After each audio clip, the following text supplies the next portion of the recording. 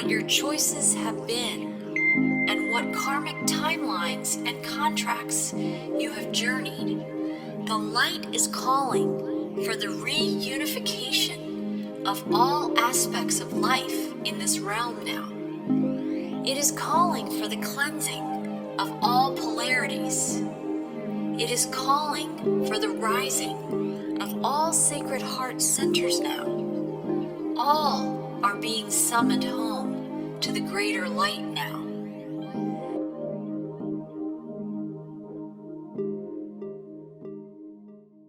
Hi, and welcome everyone to Whole Soul Mastery and Whole Soul School and Foundations podcast for February 2024. I almost said 2023. I'm here with Dr. Terry Cole Whittaker, and we're back again to have another conversation. Today we're going to be talking about the topic that we're going to start with is prosperity in changing times. Some people might think that that's a little bit of an oxymoron, that how can you be prosperous in these kind of times? But it's exactly when we need to unpack our prosperity and really tune into what real prosperity is, which is what we've talked about with the 8 steps to spiritual and earthly riches. But this is just honing in a little bit more on prosperity in changing times, prosperity in these times, right? Yeah. Welcome. Oh, wonderful. I'm so happy to be with you, Marie, and all your beautiful students and friends and pals and goddesses that are listening. And make sure, everybody, you tell your friends and suggest that they tune in to Marie as well. And also, you could even gather together during her blog. A lot of people don't realize you could do the call a friend, tutor, and whatever. And as you listen, then you write questions and then discuss it later. And you have like a little study group, and you're helping each other. You don't have to wait for some big crowd. It's like dancing, and like Maria and I are talking about, both of us are athletes, and I loved that in school because we had dance and we had swimming. Oh my God, I even did diving. I figured that out real fast. You can get hurt on this. No, thanks. I did a few, but But it's that. It's like in anything, you have to work for it. And prosperity, it's a state of consciousness. There is this, Mike Todd was married to Elizabeth Taylor. He was like a big producer at the time. And someone asked him, have you ever been poor? He said, well, no. He said, I've been out of cash, out of money, but I've never been poor. Poverty is a state of mind, you see, and so is prosperity. And what I meditated on that word prosperity. Really, what is that? What does that mean? What is it when people have, say, prosperity, enough money or enough property or enough some resource or something to do something? It's basically an attitude of enthusiasm. It means they know they can do something, so they begin, so they even do it. And so to me, prosperity is to go forth with enthusiasm. That's really all it is. And everybody's got enough to start. But the problem is we're so programmed, it's got to be big, you got to do it this way, you have to go to, all the work that I did. I had obviously lots of help, lots of wonderful people, divine beings, whatever, and built the ministry and started in this little church where my week before that, there were maybe 20 people. And my first week at this church as their new minister in San Diego, in La Jolla, California, 250 people showed up. My first day, my first Sunday. And then it started going, and within a few months, there were 750 people. And then it went on, and then there were 2,000 every Sunday. But then it went on to the television ministry. It went to 6 teaching centers. We had thousands in our volunteer program and ministry training and a grammar school and prayer therapy. It went on and on and on and on, all these things, you see. And what people did, it's like everything had to be worked for, but you started with a coward tells you all the reasons why it's going to fail. That's what a coward does. But people get so hung up on Well, will it fail? Will I be a success? Real prosperity, when you go forth with enthusiasm, is because you have a divine appointment. You have a job. That means you have a mission and a purpose, and everybody does. But yet, if we don't know what that is, or our function, or what we're doing, we flounder. And so then what overtakes people is boredom, fear, they're believing their thoughts. What are you telling yourself?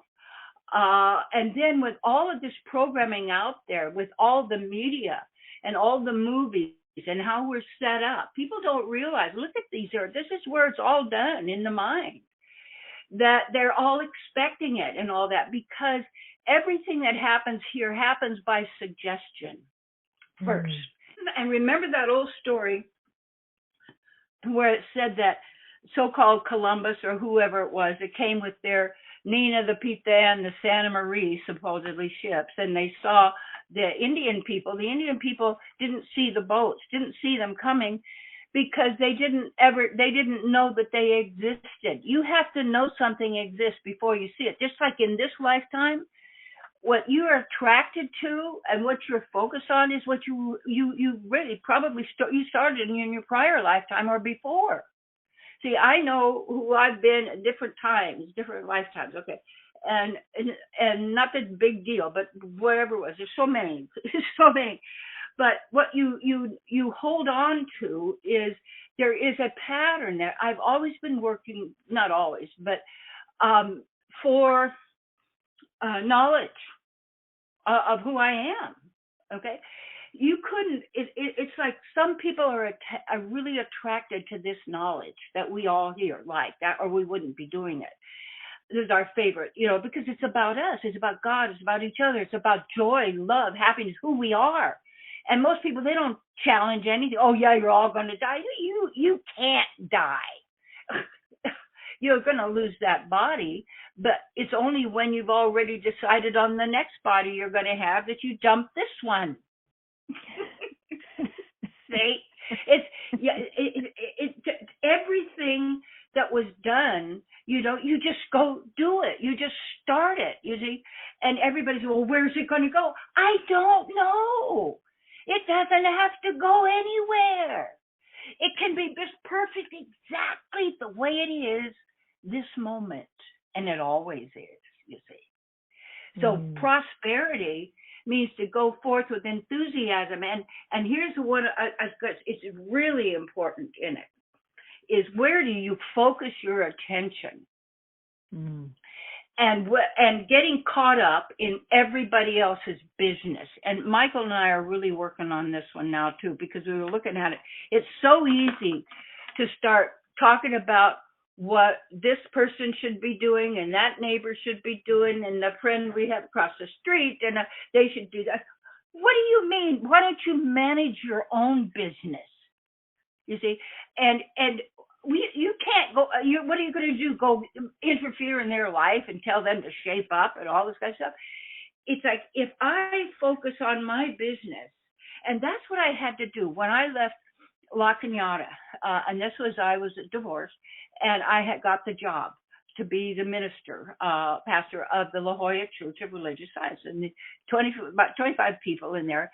And see, they had been praying for their church to be filled. These old people, seniors, wonderful, praying. And they had a church secretary and bookstore manager that let me know as soon as I got there that nobody buys books there. Nobody. Oh, okay. Now, he said, you may sell 50 cents worth. We started selling $15,000 to $20,000 worth every month. Why? Because you work at it. You work at it, you see. But You've got these thoughts, these words that then people, they accept, well, you can't do that. And they're going to tell you what to do and all that. So this is one of the things is my guru, my teacher from India, Haridas Shastri. He's gone now, but I got that gift of being with him. And his teacher, his guru, someone complained, one of the disciples said, well, you know, these people down the street, they're teaching this, and those people there, he said, oh, they're doing that, we're doing this. And when I realized there's so many ugly things happening in the world, you need to be aware, not put your head in the sand. But what happens is people tend to take it on rather than what can you do, what's going on, what is the cause, which is it. And the mind is always the cause of the pain and suffering of this world because that's what it's designed for. People don't know that, you see.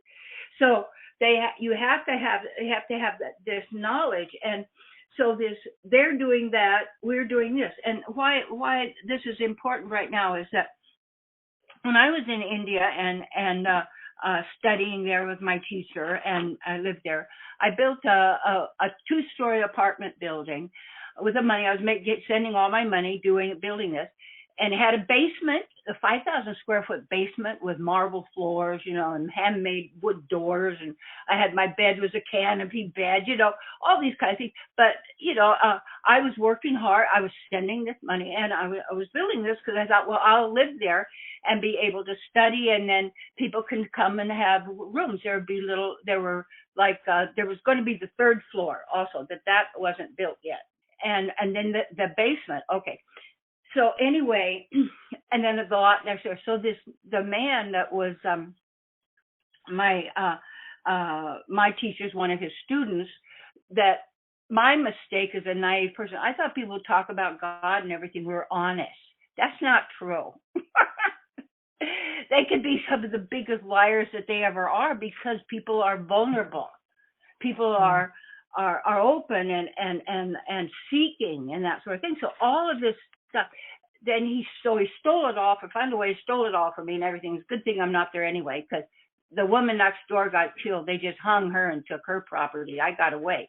But anyway, so the thing was inside, and now he has kind of taken over like he's the next guru and he's not. He's just a lying sack of garbage.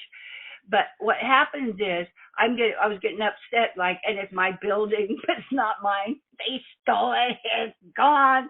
You know, it's like, so yes, you come to Jesus time, you know, you look at it and say, well, this really is the way it is. I'm not supposed to be there now anyway. I'm fine where I'm at. I'm supposed to be doing this.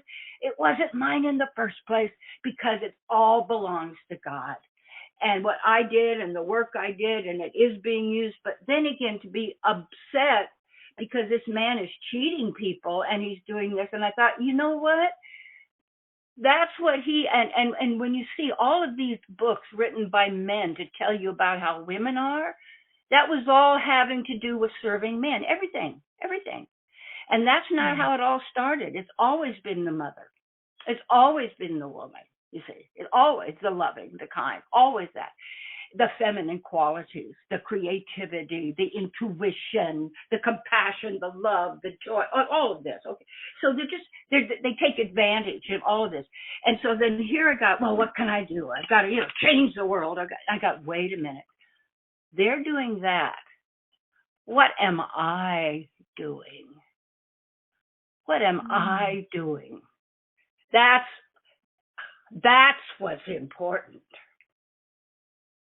And so if you want prosperity, are you focusing on what your work is, what you have to exchange?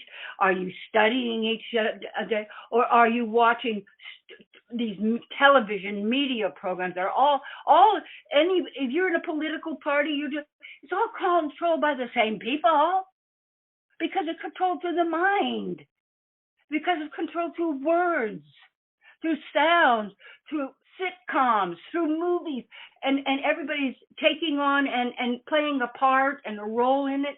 It's like this is the time with what's going on is to really get serious, but in a joyful, childlike, beautiful way. You see. Oh. Yes. That is it. You gave us so many, it's like so many golden coins in that, like just shiny gems of insights. There's just so much energy. I wanted to go back to a number of things. Number one, I love how you talk about what ultimately is prosperity. It is enthusiasm. It's going forth with enthusiasm. And for some of us, that is a beautiful reminder. And some people are like, oh yeah, I've got that. I can do that. And because we all get knocked down. There are days that either whether you're sick or you just don't feel well or something, challenging in your life. That's right. But some of us can turn to that enthusiasm because it's accessible. It's right in there with us. And I love that. I also wanted to ask you, when you shared that, what do you say to people who, when they are knocked down so far, that they can't find a little ray of sunshine, like they just can't find that inside themselves? Some people, there are hard times for some people, and if they you know what you can do? You know what you do? One of the ways, it's a trick, but go below them on their tone scale, okay? Because, there are different tone levels. It's like anger is higher than apathy.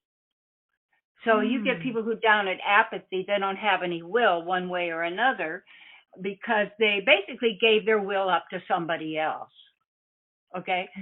And so they then are feeling the result of that, having not divine will, but giving their will to whomever has word programmed them, but still we have to own it ourselves. So here's what you would do. First of all, and it was interesting, it's how we're going to have to be helping people out there. So this is a really good question.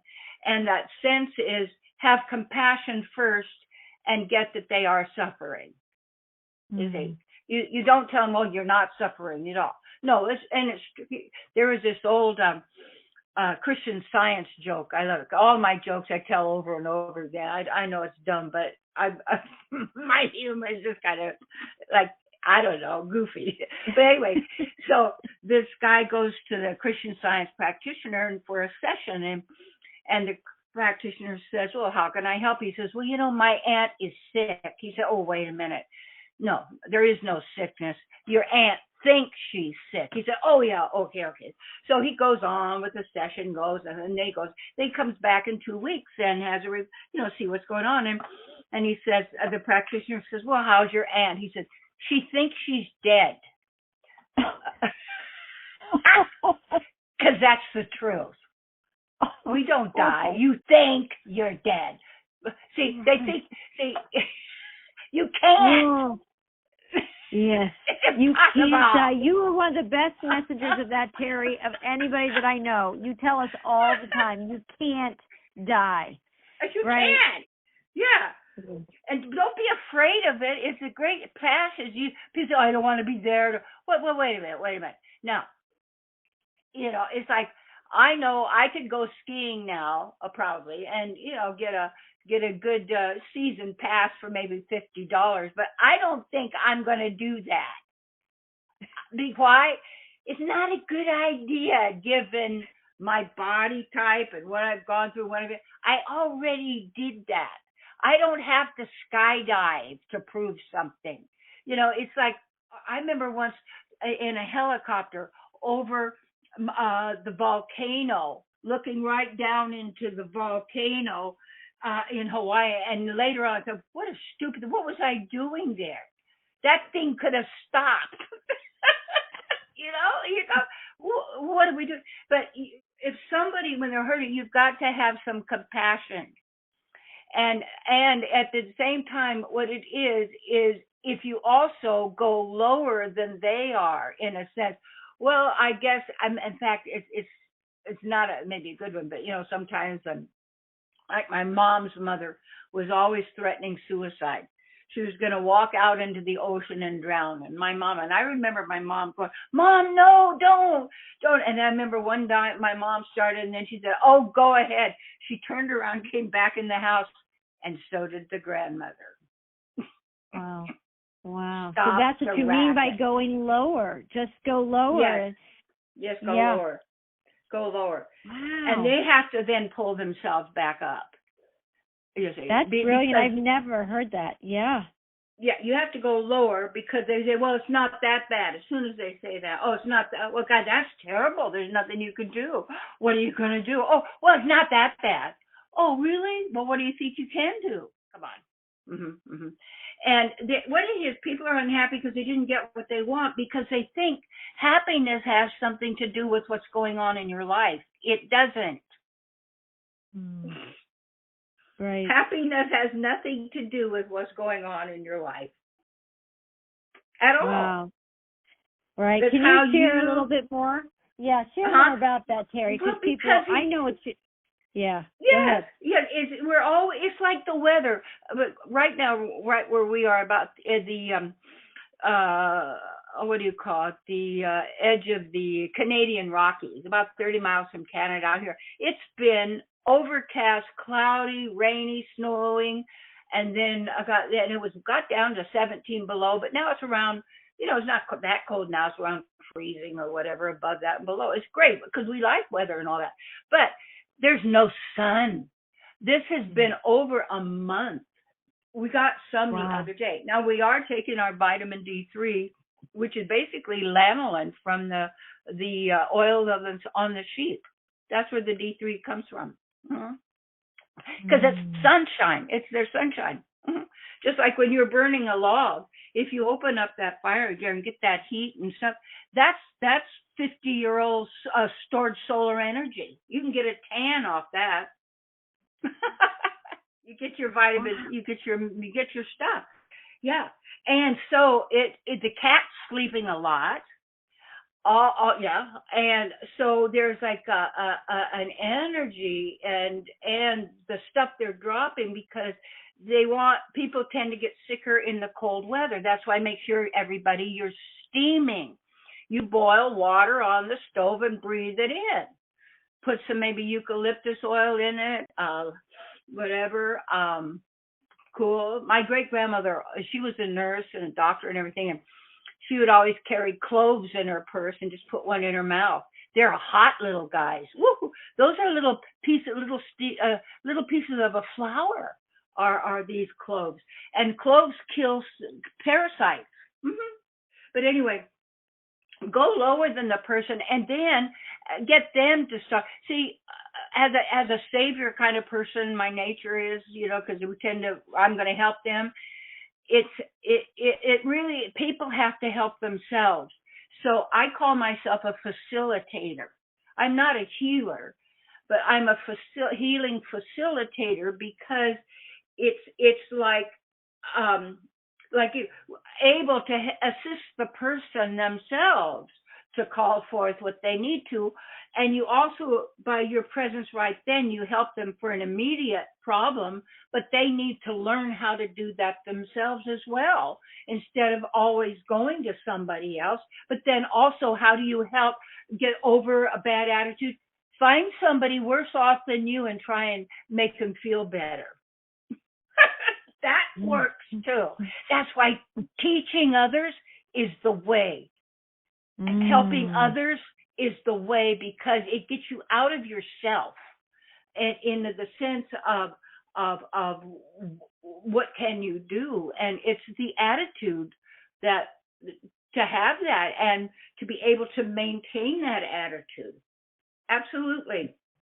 Right. Yeah, and absolutely. The beautiful thing that enthusiasm flows through, because teaching it has its own life force. When you engage like that, there's something that happens in our humanness that an energy starts flowing. It's our nature. It's our nature. I felt it as you were sharing that. I felt the energy of somebody really low, but turning to the next person next to them and helping them, and the energy that flows. If we would just get back to being our design, that we can come out of anything. Anything that's the lowest of the low. We just have to remember that it's inside. And I love how you talk about happiness has nothing to do with what's going on in your life. And it's so true. When we get back to our design, it's joyful. It loves to connect. It loves to connect. It's just, and it's service. It's play. It's like, I look at how much our kitty cat, Lakshmi, has actually changed her whole way of being to be very harmonious, like we're harmonious with her. We communicate to be able to communicate with another species. We're actually, I can just say things and she gets it. And, it helped with the water spray bottle for a while, but she has claws and teeth, I had to even up the playing field. But it's like the love, the beingness, the personalities, the character. This turkey out here, it all broke my heart because maybe I'm making this up, but up here sometimes there's wild turkeys. Sometimes they'll kill them because they make a mess on the ground or something. Just like anyway.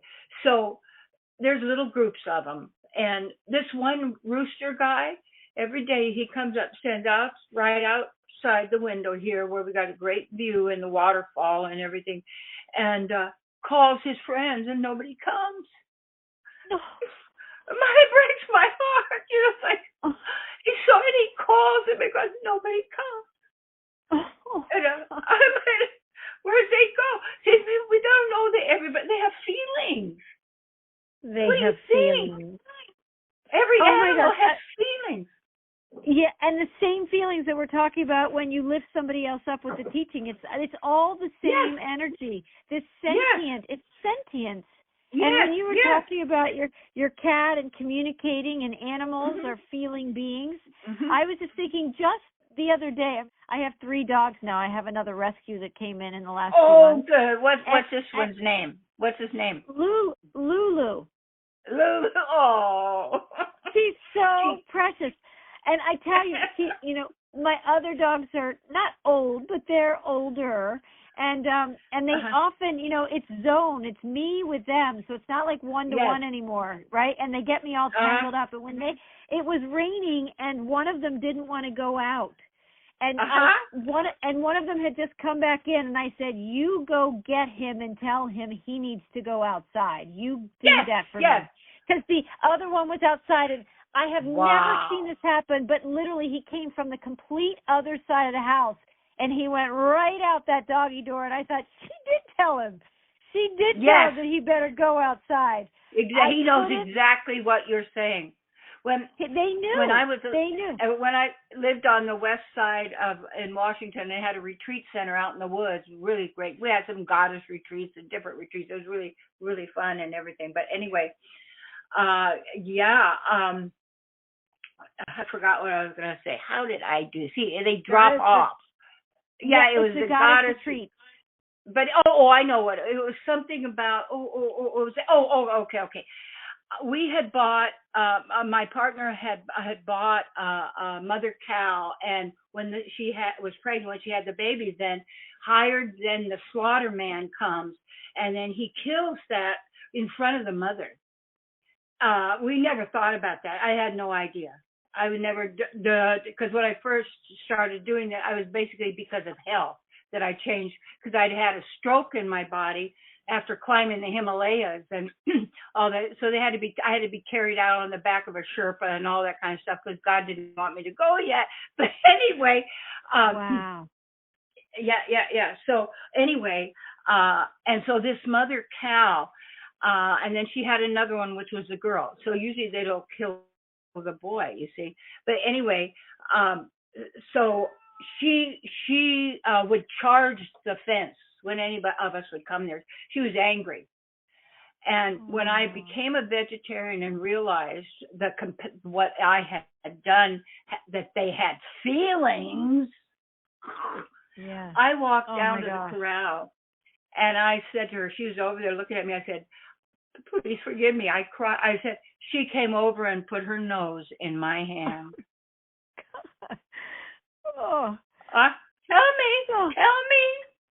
Tell me. Wow. Yeah. Beautiful. This little rooster. There's a little video on YouTube.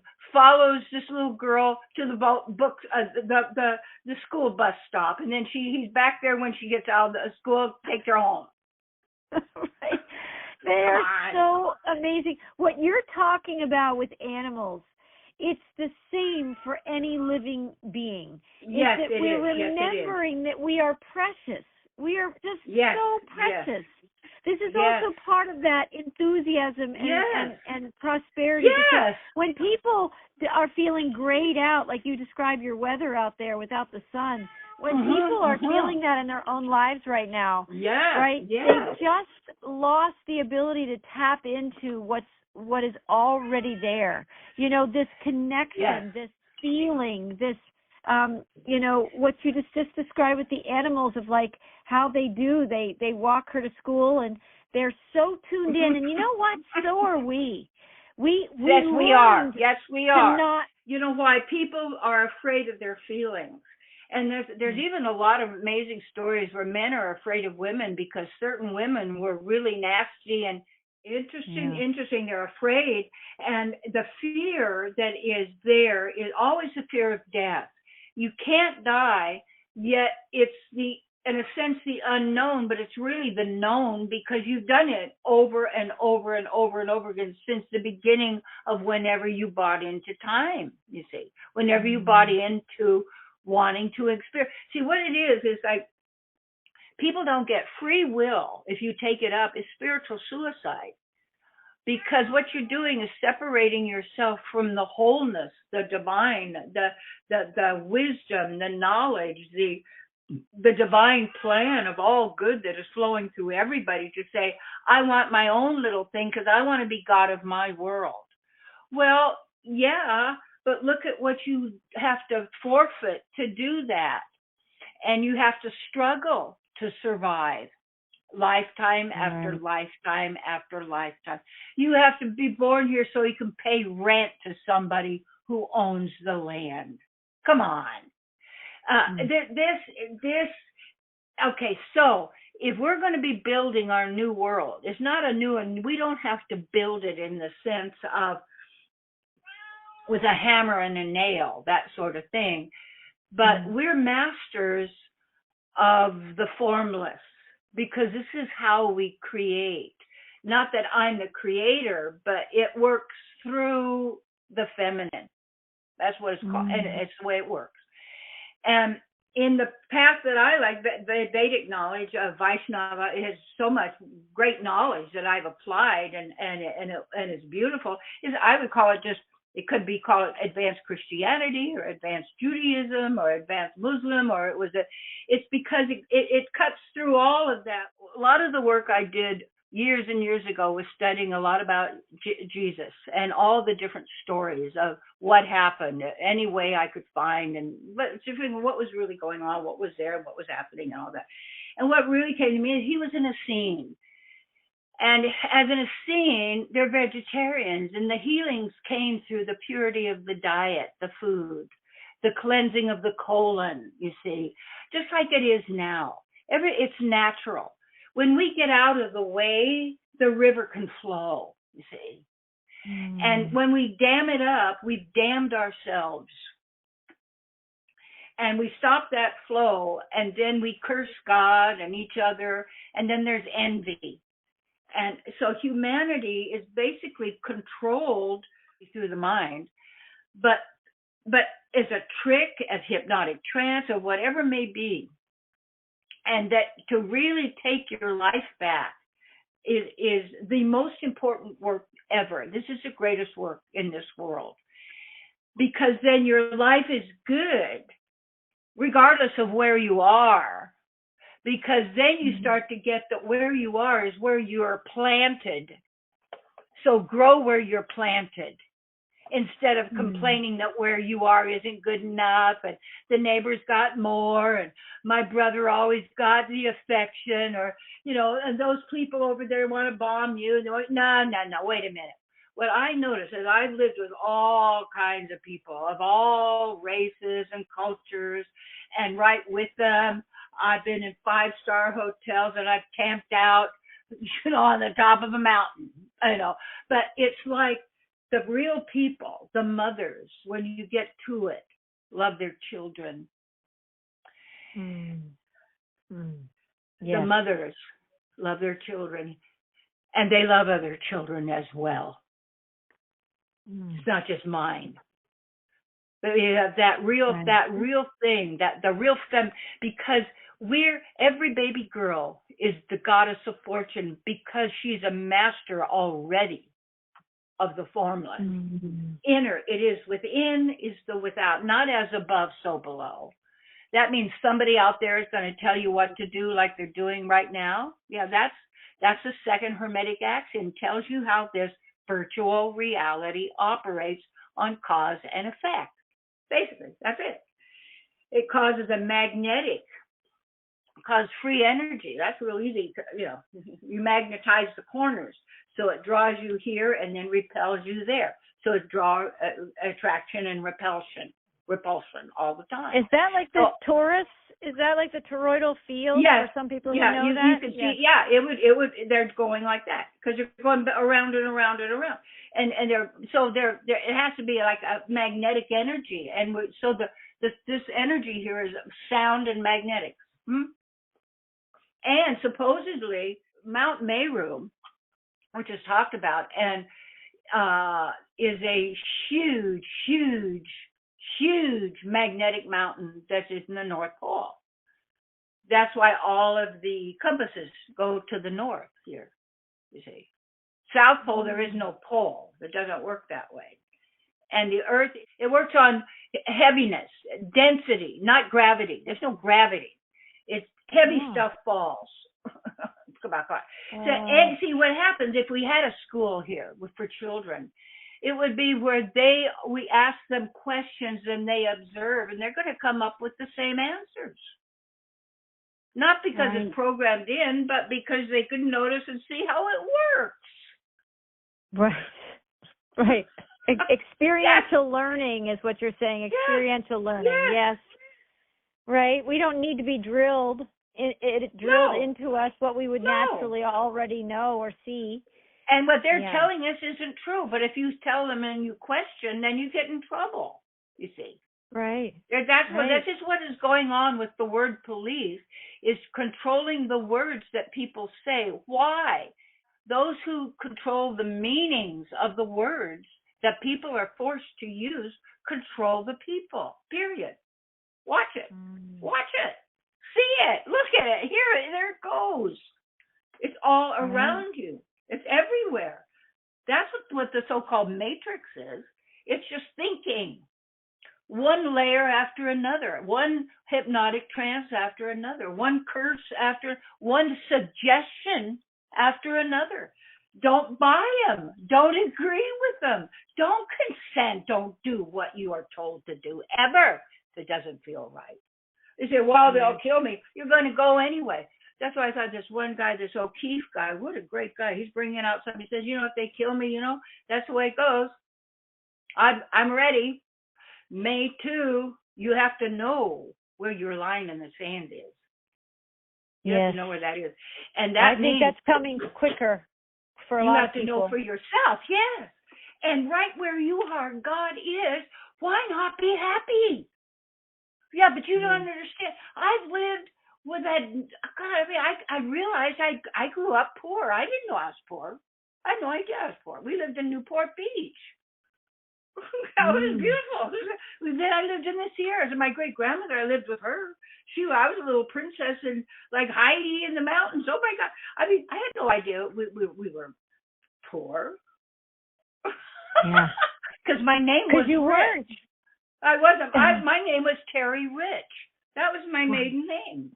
That's right. Because I was always rich, and I teach prosperity. What is going on? Well, and I wrote that book, Cosmic Wealth, A Guide to Living the Prosperity of a Rich Inner Life. Richness. You did that? You wrote that? What does it say? Yes. Tell me the name. What's the name of it again? What's your book? Oh, it's called Cosmic Wealth, A Guide to Living the Prosperity of a Rich Inner Life. Oh, I love that. That's so beautiful. Yes. You do live a rich inner life. See? Yeah. Yes. That's why you're so much fun. Oh, my God. Because there's life force. That's what people, and that's the magnetics. That's that people, I'm sure it connects with that toroidal field, but if you're not magnetized, if you're not enthused, if you're not feeling that richness inside, then it's almost like you get, I don't know if it's you're numbed out, but you probably get pulled in more easily to somebody else's magnetism almost by default. Yeah. Right? Well, because we rise and fall by our association.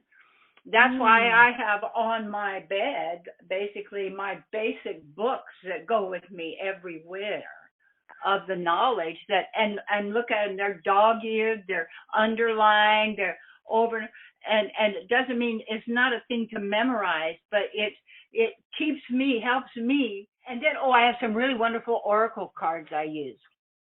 Yes. And they're from the Ramayana, and they were written like 500 years ago by a saint, and then this David Frawley, who's a Vedic astrologer, an excellent Vedic teacher. I haven't met him or anything, but he took them and he made them into these Ram oracle cards, and they're not tarot. It's not like that kind of a thing at all. These are very much for your inner work. Yes. And helps you. Yes, and you can know whether it's working for you or not. But it's like you have to, like, even with your pendulum, but more even with your body. It's like as I say, you're standing in front of a bunch of food, and you want, well, should I get that? And does your body go forward or back? It'll tell you immediately. Is that good for me? Nope. But you can override stuff too. You can. Oh, yes, you can. But your body doesn't lie. In fact, if you watch your own body language and all of a sudden you're talking and your eye starts to itch, what were you talking about? You don't believe it. You say, I can't see that. No. So it's like we're always so busy. What are they doing? What am I doing? They're doing that. See, those people over there, the guy stole my building, got all my stuff, got all the property, he's got his picture all up like he's the next big guru, kind of a creep. He's a liar, cheater, whatever, what? But I'm not there. I abandoned my place because I had threatened to kill me and everything. So, but fine. And it's going to maybe some good work. But you know what? That's not my business anymore. My business is what am I doing? I would like to have my guru, my teacher's all books. He has 85 all translated into English that we could read and study. Oh, yeah, that I would like to do. Okay, so, I have my work. I want to work with my students out there. People that want to, it's like that in their heart, good souls, and how are they going to prosper through this time? Because you always prosper when you know who you are. You always have enough. You always have even more than enough and time to share and to be who you are, you see. So it doesn't matter the time. You see, people go, well, why is it like, I told people years ago, don't watch those stupid movies. Don't pay for horror stories and monsters. Why? We make them all up in the mind. Yes. Your monsters are in your own mind. Wow. Yep. It is like we have to lose our minds to get free, which is in the feeling state. And I've been it's really fun too when you forget stuff in public, because I'm a joker. I like to get people to laugh, a little bit.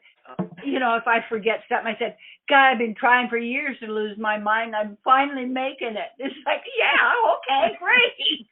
Shift the energy immediately. Affirm the truth. I have perfect memory of whatever I need to know. Absolutely. Yes. Yes. It's my feeling memory, my sentient memory. Yes. I mean, is the best. It actually, because energy doesn't lie. It's the mind, like we're talking about, right? Yes. And all the interpretations and the perceptions, but the feelings, if you can really just let them be the raw essence of what they are your guidance system. That's right. That's right. Right? And that's the riches that people need to realize, because the mind takes us to a place of some kind of emptiness or lack where we don't feel like we have what we need. But in the feeling state, we're full of that energy. And it's all about feelings. Feelings. Yes. People don't get that. It's like when I would see myself on television, and I hadn't finished seminary yet or any of that, and I would visualize that in class, whatever, but never tell anyone what I was doing, ever, ever. Didn't matter who. And I would visualize it and I would get the feeling of it. And I knew then it was going to happen. And I first started going like to television stations, like to be a news commentator, because I knew they were going to have women news commentators. I thought, but that wasn't me. Then I got this one Channel 9 LA to do a pilot. Yes. But then I got these two comedians to help me, so it was kind of a loser thing. But anyway, I just started doing things like that, you see. And then when it came up, the right time and in the right way, how it all worked, it's all magic, you see. But you're working at it, you're doing that, and this door opens, and that door opens. You get this revelation, that realization. Right now, how would you feel if all was good and well in your life? You see, you don't understand it, but okay, great. Then you take yourself into those bad situations and you mull on it and you work it up and you just put yourself in a terrible state. Now what? What now? That's where you get out of that hole, and you get out of that to help somebody else, basically, and to have to clean up your food plan. You know, it's like so many things. That you are a spiritual being. Rise and shine and let your light shine. And it's that divine light of goodness and beauty. And go out there and do the thing. The power is yours. If you sit there and you don't, you're like a scene, you're sitting playing the slot machines and trying to amuse yourself or watching television day and night. What are you doing? You made it with a human body. You have made it to the topmost where you can contemplate the divine and you can reach into the greatness of what's possible. Oh my God. Yes, I want to know what's possible. And what's possible, I want to get it. Yes. See, that's the thing. Amen to that. And you know what I love that I think people really need to hear. I call that the divine experiment. I want to know what's possible. Right? And you were willing, what I love hearing, and I want people to hear, is that you were willing to get on those other pilot shows with these maybe you know what, it's starting to go out, but we made it so far. I think we did great. Right, and what I'm saying is, so that whether they did great or not, that you were willing to even be the fool. You were willing to try and not be the expert and just put yourself in a situation where you'd be doing it. And that's something else. It didn't matter. It didn't matter. Yeah. Yes. Yeah, I think there's a great richness in that. There's great riches in that of like, and the only way you can do that is if you just let your mind go and you let yourself do the thing that you wanted to try, and you know, you don't worry about what other people are going to think about you. We get to this point where it's so important to be enthused that, again, it's your book. What's your business? None of my business. Yes. That's right. You get to that point. Yes, you just want to be enthused and be in the action. That's right. What you think of me is none of my business. It really is. But what you think of them isn't your business either. Yes, that's right. It doesn't mean you don't see that people are doing bad things, because you can see them. But what you know is you do what you need to protect yourself. And you need to do what you need to do your work, to live how you choose. And that means that you will live, if you want to live in peace, you have to have a peaceful mind. And when you have there was a story of this cruise ship.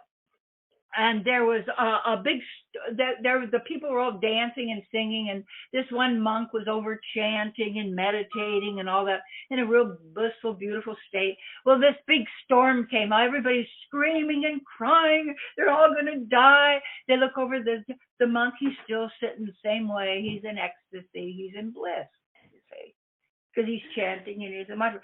So it's like the stuff's going on out there. Don't grab onto it. Don't grab that one. Isn't that? And isn't that? What are you? They're doing that. What are you doing about it? And what are you doing? And the greatest work in the world is you doing this work for you, because you're conscious and you're here now. You don't know what's next. But it's going to be great when you're in that God space and God consciousness, divine, and however that attracts you. God has unlimited forms and qualities and pastimes. Pick one. Yes, come on. And it's like, find out what's possible. And it's like, you're going to take your last breath here at some time, but that last breath is your first awareness of, oh, look, I just dropped the body. Now what? Don't go say, I want to pick it up again. They can bring it back to life. Oh, absolutely. Maybe my mom, she just wanted us to taxidermy her body and put it in a chair in the living room so you could watch what was going on. Oh, God. Some guy who was down in the Bahamas, who was like a taxi driver, they buried him in his car because he loved it sitting at the wheel. Okay, but that's not who you are. Right. Yes, you are a divine being, the radiance of love of who you are. And what that means is not about how much junk you can collect in your life. I've had lots, had none, had this and that. It's how I feel in the moment, and with my sweetheart, and with the kitty, and with all of you, and with Marie, and with, my students. And it's like, then you're in love. Every day's a grand adventure. If they're doing that, what are you doing? Why don't you focus on that? Right.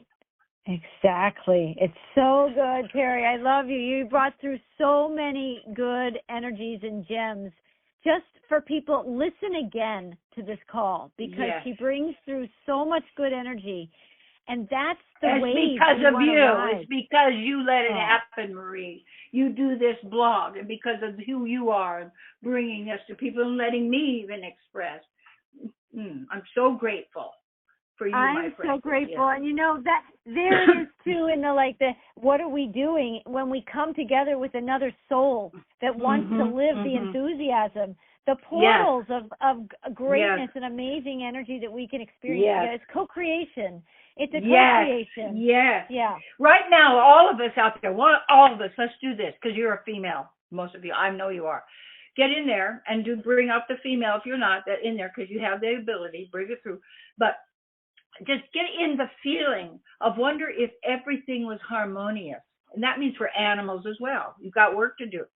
But what happens is, get that feeling of how would you feel? That everything was harmonious, blah, blah, blah, and you're feeling good. You're feeling love. You're feeling confident. How would you feel if nothing to worry about ever? This is a great affirmation. There's nothing for me to worry about ever again. And then get into the feeling of what would that feel like if that was true, because it is true. Problem is, humans don't believe their affirmations.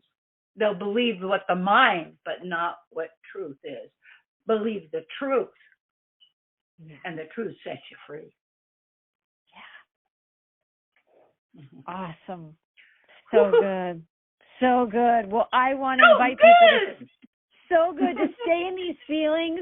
Amazing. That's what we want to keep inviting people to do, is come into your feelings. When you visit with us, know that that's what we're inviting you to do, is spend time in your feelings with us and watch that light. It might, just be a tiny little speck on the horizon inside you, but just fan the flame and feed it, nourish it with what it needs, which is the teaching, the helping, the feeling, the serving, the creating.